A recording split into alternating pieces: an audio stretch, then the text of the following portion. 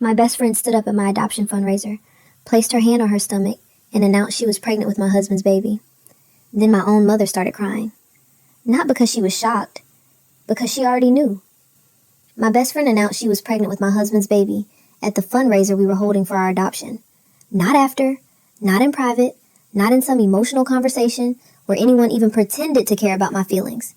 She stood up in the middle of a rented community hall in front of my coworkers, my church friends, my parents, my husband's boss, and 3 families who had donated to help us bring a child home.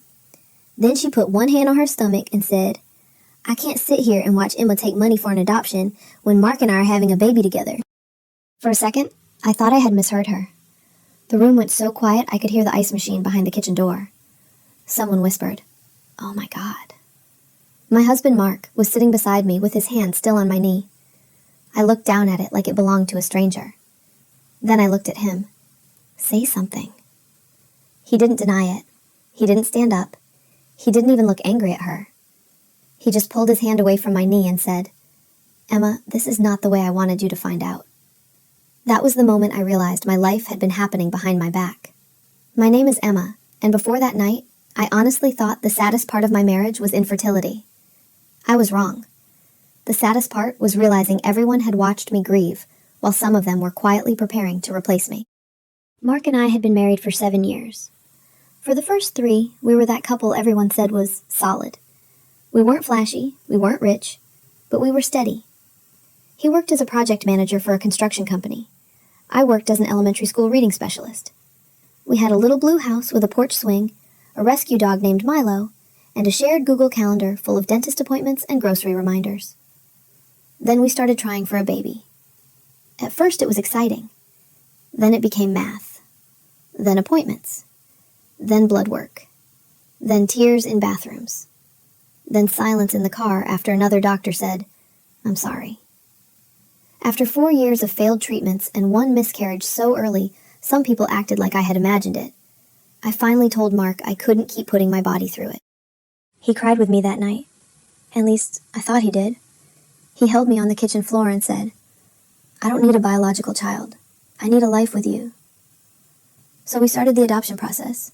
It was expensive, emotional, invasive, and slow. Home study paperwork, background checks, financial disclosures, essays about our childhoods, interviews where a stranger asked us how we handled conflict. I remember laughing afterward and saying, "Should we tell her we argue about how you load the dishwasher?" Mark smiled and kissed my forehead. "Tell her I'm improving." That was the man I thought I married. My best friend Tessa was the first person outside our family I told about the adoption. Tessa and I had been friends since college. She was loud where I was quiet, impulsive where I was careful. She was the person who brought wine when I cried, who sent ugly selfies to make me laugh, who once sat with me in the emergency room for 6 hours after my miscarriage because Mark was stuck on a job site 2 hours away. At least, that's what I believed. When I told her we were adopting, she screamed so loudly over FaceTime that Milo started barking. "You're going to be a mom," she said, crying. "Emma, you're finally going to be a mom." She insisted on helping. She made a spreadsheet of fundraising ideas. She designed little flyers that said, "Help Emma and Mark bring baby home." She organized the community hall. She even suggested the name of the event, Love Makes a Family. I thought it was sweet. Now the name makes me physically sick. My mother, Donna, was less excited. She never came out and said adoption wasn't real parenting because she knew I would hang up. Instead, she said things like, "Well, you never know what can happen naturally," and "Blood ties do matter, whether people admit it or not." Once, at Sunday dinner, she said, "I just don't want you to give up on having your own child." I said, "An adopted child would be my own child." She pressed her lips together. My father looked down at his plate. Mark squeezed my hand under the table. Back then, I thought he was comforting me. Now I wonder if he was trying to keep me quiet. The first strange thing happened about 6 weeks before the fundraiser. Mark started working late. Not every night. Just enough that I noticed and then felt guilty for noticing. He would come home smelling like rain, sawdust, and a different laundry detergent. He said one of the job sites had a temporary office trailer and everyone kept their jackets there. His phone started staying face down. He started taking calls in the garage. When I asked who it was, he would say, "Subcontractor drama," or "permit issue," Or, nothing you need to stress over. I was already stressed over adoption paperwork, school testing season, and money, so I accepted answers I should have questioned. Then Tessa started acting weird too. She canceled coffee twice. She stopped sending me random TikToks.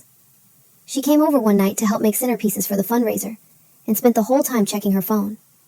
When I teased her about dating someone, she blushed. Actually blushed. I said, "Oh my gosh, who is he?" She smiled into her glass of wine and said, "It's complicated." I remember laughing. Famous last words. She looked at me then, and for a second her face did something strange. Guilt. But I was too trusting to name it. 2 weeks before the fundraiser, I found a receipt in Mark's truck. It was from a boutique baby store 30 minutes away. The total was $286.43. I stared at it for a long time, confused. When I asked him about it, he barely blinked. "Oh, that's for the silent auction basket. Tessa asked me to pick up some items because she was slammed." That made sense. Tessa was helping with the fundraiser. Baby store items for an adoption fundraiser made sense. So I apologized for acting suspicious. He actually kissed me and said, "You're carrying too much in your head." I hate that sentence now, because he said it like concern. But it was training. He was teaching me to doubt my instincts. The fundraiser was on a Saturday evening in April. The community hall smelled like coffee, paper plates, and those little meatballs people serve from slow cookers. My coworkers had brought desserts. Mark's boss donated a signed baseball. Tessa arranged a photo board with pictures of me and Mark from our wedding, our first house, holidays, vacations, and one picture of us holding a tiny pair of baby sneakers. I cried when I saw it. Tessa hugged me from behind and whispered, "You deserve this." I believed her. That's what makes betrayal so humiliating. You realize you handed someone the map to the softest parts of you, and they use it to find where to cut. About an hour into the event, my mother arrived late. She hugged Mark first. That bothered me, but I pushed it down. Then she hugged Tessa. Not a friendly hug. A long, tight, emotional hug. I remember thinking, why does Mom look like she's about to cry? Tessa looked pale. Mark was sweating. Still, I kept smiling. Because that's what women like me are trained to do. Smile when the air feels wrong. Smile when your stomach is warning you. Smile so nobody calls you dramatic. Then my coworker Grace tapped her glass and asked everyone to gather around for a little toast. She said kind things about me as a teacher. She talked about how many kids I had helped learn to read. She said, "Some people become mothers long before a child ever calls them mom." I started crying. People clapped. Then Tessa stood up. At first, I thought she was going to give a speech. She was holding her phone in one hand and shaking. She said, "I'm sorry. I can't do this." The room went quiet. Mark stood halfway out of his chair and said, "Tess, don't. Don't.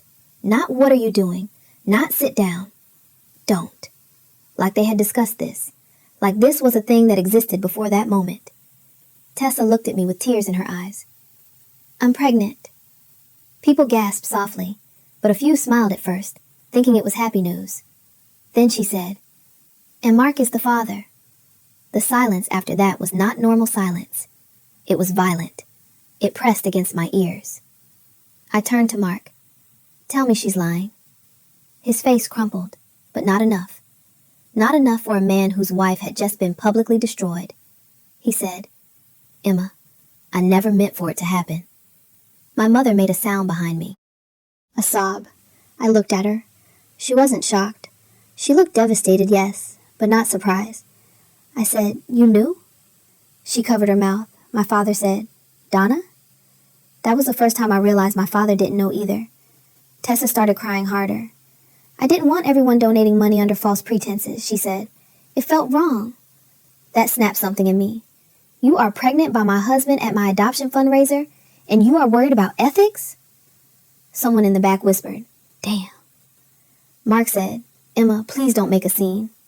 I laughed. I will never forget that laugh. It didn't sound like me. "Don't make a scene? This is literally a scene you two created."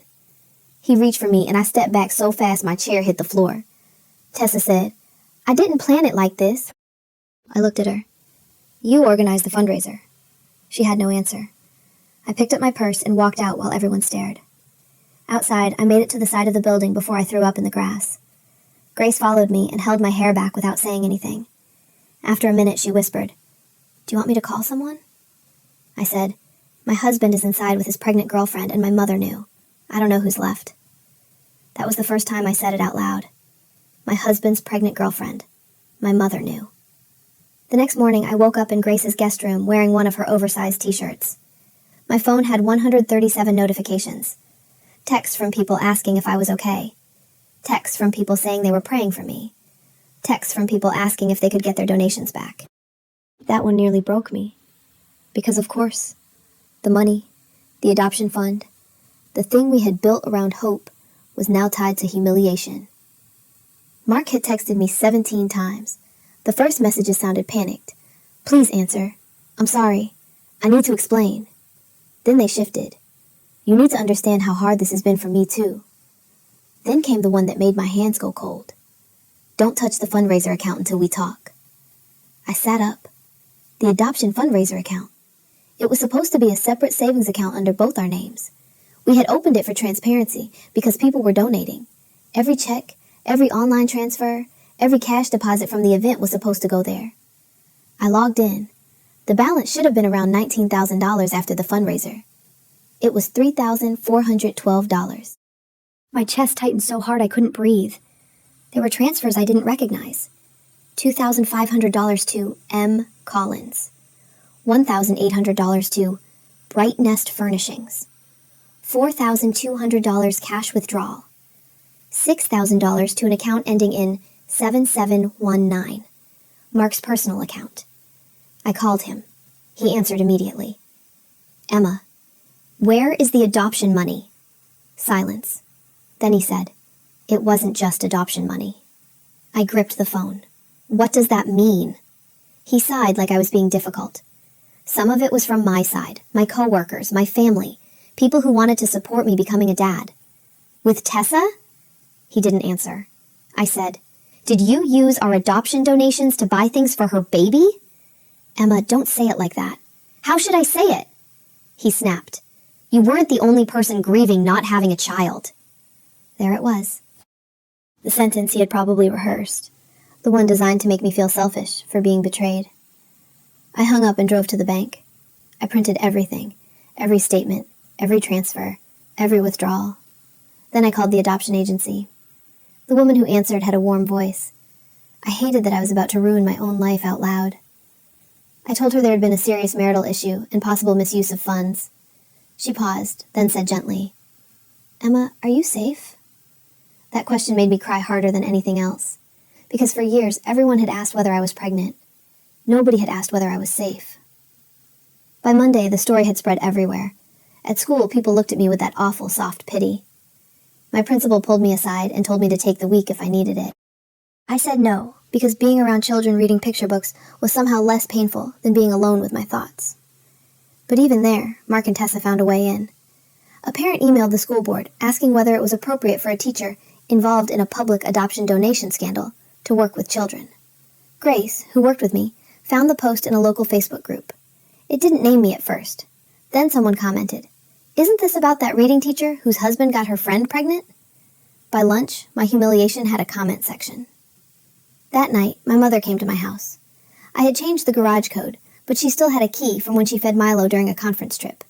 She let herself in while I was sitting on the living room floor, surrounded by bank statements. I said, "Get out." She flinched. "Emma, please." "You knew?" She started crying. "I only found out 3 weeks ago." "Only?" "I was trying to protect you." I stood up. "No, you were protecting the baby." Her face changed. That was how I knew I was right.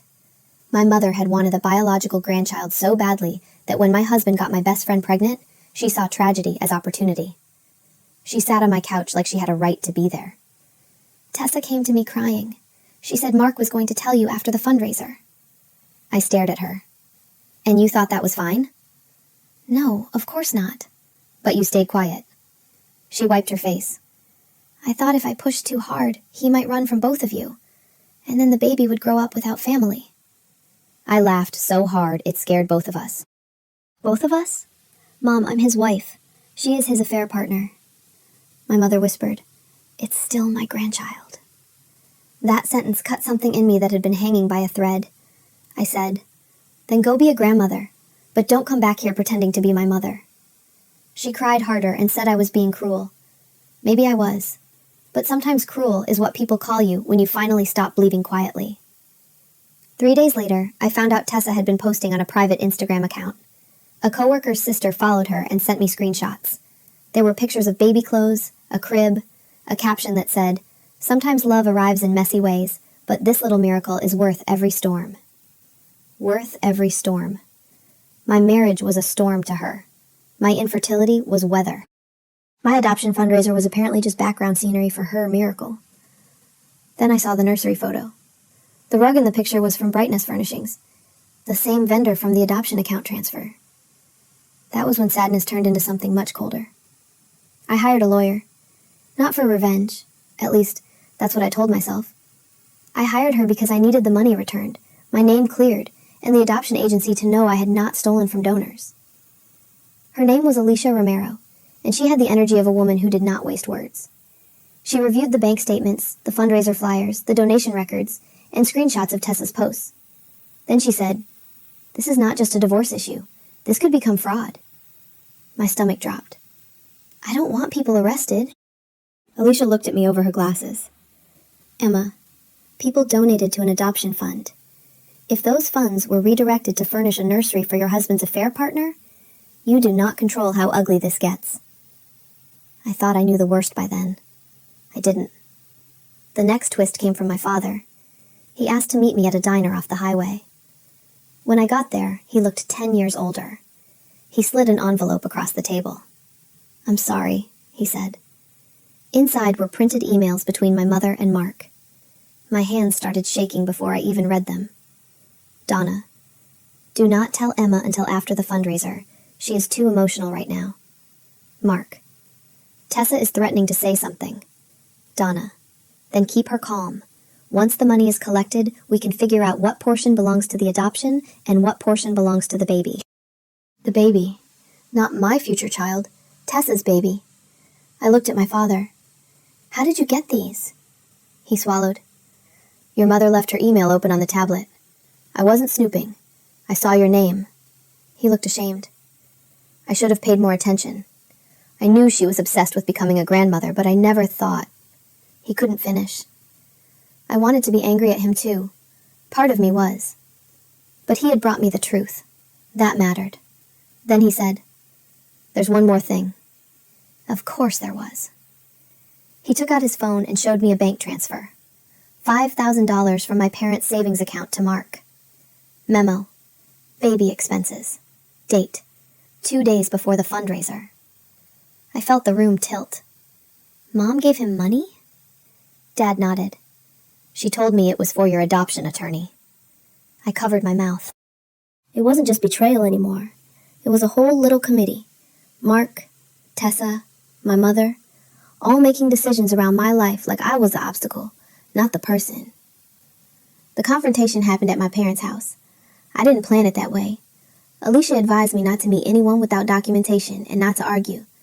But my mother called me sobbing, saying my father had left to stay with his brother and that I was tearing the family apart.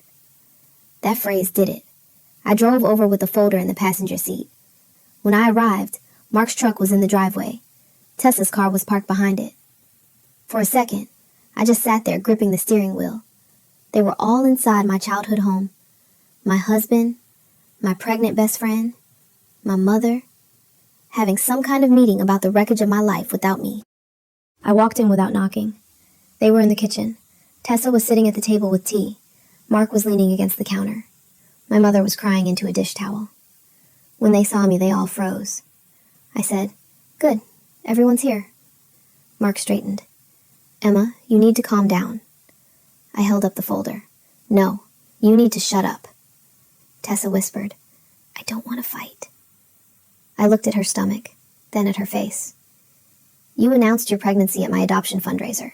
You started the fight." My mother said, "Emma, please, stress isn't good for the baby." I turned to her. "My stress paid for the baby's crib." Nobody spoke. I laid the bank statements on the table. Donation money went to Bright Nest Furnishings. Tessa posted the nursery. Money went to Mark's personal account.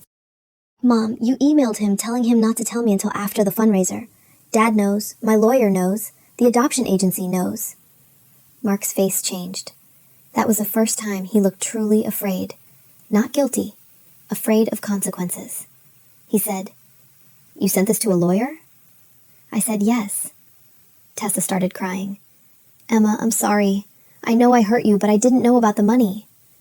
I almost believed her. Then I remembered the baby store receipt, the nursery posts, the fundraiser she organized. I said, "Maybe you didn't know every transfer, but you knew enough." She lowered her eyes. Mark slammed his hand on the counter. "This is insane. You're acting like I stole from strangers." "You did. They were supporting a child. They were supporting an adoption." My mother whispered, "A baby is a baby." I looked at her and said, "Then why did you have to lie?" That shut her up, for once. Then Mark did something I never expected. He turned on Tessa. "You said you could handle this." Tessa looked at him, stunned. "What?" "You said you wanted everyone to know. You stood up at the fundraiser." She stared at him. "You told me Emma knew the marriage was basically over." My entire body went still. I said, "What?" Tessa looked at me. "He told me you two were separated emotionally, that you were only continuing the adoption because you were afraid of looking like a failure." I almost laughed. The cruelty was so specific it had to be his. Mark said, "Don't twist what I said." Tessa stood up, shaking. "You told me she didn't even want you anymore." He snapped, "Because I was miserable." I said, "You were miserable, so you slept with my best friend, took adoption donations, lied to my family, and let me be publicly humiliated?" He shouted, "You made everything about your pain." The room went silent. There it was, the truth under all the excuses. My infertility had become inconvenient to him. My grief had become boring. And instead of leaving honestly, he created a new life while using my hope to fund it. I looked at Tessa. "Do you still think you won something?" She started sobbing, because she finally understood. He hadn't chosen her because she was special. He had chosen her because she was available, admiring, and pregnant. There's a difference. The fallout was not instant, but it was brutal. Alicia sent formal letters demanding the return of all adoption funds used for non-adoption expenses. The donation platform froze the remaining balance. The adoption agency closed our file, but they wrote a letter confirming that I had self-reported the financial issue and cooperated fully. That letter saved my job when the school board received more anonymous complaints. I still don't know if Mark sent them or my mother did. Honestly, by then it barely mattered. The truth had paperwork. Mark's company found out because one of the donors was his boss's wife. Apparently, using community donations to furnish your affair partner's nursery is not great for professional reputation. He wasn't fired immediately, but he was removed from a major project. Tessa lost friends fast. Not because people suddenly became moral heroes, but because screenshots travel faster than excuses. Her private Instagram captions got shared. The fundraiser flyer got shared beside the nursery photos. Someone commented, "Love makes a family, but fraud buys the crib?" That one was mean. I still laughed. My mother tried to rewrite history. She told relatives she had been caught in the middle. My father corrected her publicly in the family group chat. He wrote, "Donna was not caught in the middle. She knew and hid it from Emma. I'm ashamed I didn't see it sooner." It was the most direct thing my father had ever said in his life. My mother didn't speak to him for 2 weeks. Then he filed for separation. That shocked me almost as much as the affair. When I asked him why, he said, "I watched your mother choose the idea of a grandchild over her actual daughter. I don't know how to stay married to that." For the first time in months, I felt like someone had chosen me. The divorce took 9 months. Mark fought over everything. The house, the dog, the savings, even the porch swing his own father had built for us. But when Alicia brought up the fundraiser money, his lawyer suddenly became very interested in settling. He repaid the misused funds quietly. Every donor was offered their money back. Some accepted. Most told me to keep my portion for my future. I didn't. I couldn't. I donated it to a local organization that helped foster kids get school supplies and emergency clothing. I kept the receipts. Not because anyone asked, because I never wanted my name attached to missing money again. Tessa had the baby in December, a boy. I know because my mother texted me a photo. No message, just a photo. I stared at it for a long time. He was tiny and innocent and wrapped in a blue blanket. Then I blocked her. That may sound harsh, but I had spent my whole life being asked to swallow pain because someone else was fragile. I was done being the cushion for people who kept falling on purpose. 6 months later, I moved into a smaller townhouse closer to my school. Milo came with me. The first night there, he slept on a pile of blankets because my bed frame hadn't arrived yet. I ate cereal out of a mug and cried in the kitchen because I didn't know who I was without trying to become a mother. That was the part nobody warned me about. Leaving Betrayal doesn't instantly make you powerful. Sometimes it just makes you quiet. Sometimes healing looks like paying bills alone, assembling furniture badly, and going entire weekends without checking whether someone texted. Then, slowly, it gets lighter. Grace dragged me to trivia nights. My father came over every Sunday to fix things I did not ask him to fix. My students made me cards that said things like, "You are the best reading teacher," spelled completely wrong, which honestly made them better. And one day, I realized I had gone 3 full hours without thinking about Mark. That felt like a miracle too. A different kind. About a year after the fundraiser, I received an email from Tessa. The subject line was, "I'm sorry." I almost deleted it, then I read it. She wrote that Mark had left her when the baby was 4 months old. She said he claimed he wasn't ready for the pressure. She said she understood now that he had used both of us in different ways. She said, "I know I don't deserve forgiveness. I just need you to know I'm ashamed." I didn't reply, not because I wanted revenge, because silence was the only honest answer I had left for her. Mark tried to contact me twice after that. The first time, he emailed about Milo, pretending he missed the dog. The second time, he sent a message that said, "I hope someday you understand I was lost." I deleted it. Being lost does not make you accidentally build a second life. Being lost does not make you drain an adoption fund. Being lost does not make you let your wife stand in a room full of people while your pregnant affair partner detonates her future. That wasn't lost. That was selfish. Last month, I went to a fundraiser at the same community hall. Not for me. For a student whose family had lost their apartment in a fire. I almost didn't go. The parking lot alone made my hands sweat. But Grace walked in with me. The hall looked the same. Same folding chairs, same bad lighting, same humming ice machine. For a second I was back there. Tessa standing up, Mark saying, "This isn't how I wanted you to find out." My mother crying for the wrong person. Then a little girl from my school ran up and hugged me around the waist. "Miss Emma, you came!" And just like that, the room changed. It wasn't the place where I was humiliated anymore. It was just a room. People can take your trust. They can take your plans. They can even turn your most painful dream into gossip for people who barely know you. But they do not get to keep every room where they hurt you. So if you're asking whether I got revenge, I guess the answer is yes. But not the kind Mark expected. I didn't scream online every day. I didn't stalk Tessa's life. I didn't beg my mother to choose me. I told the truth, returned what needed to be returned, protected my name, and built a life where none of them had a key. And honestly, that was the revenge.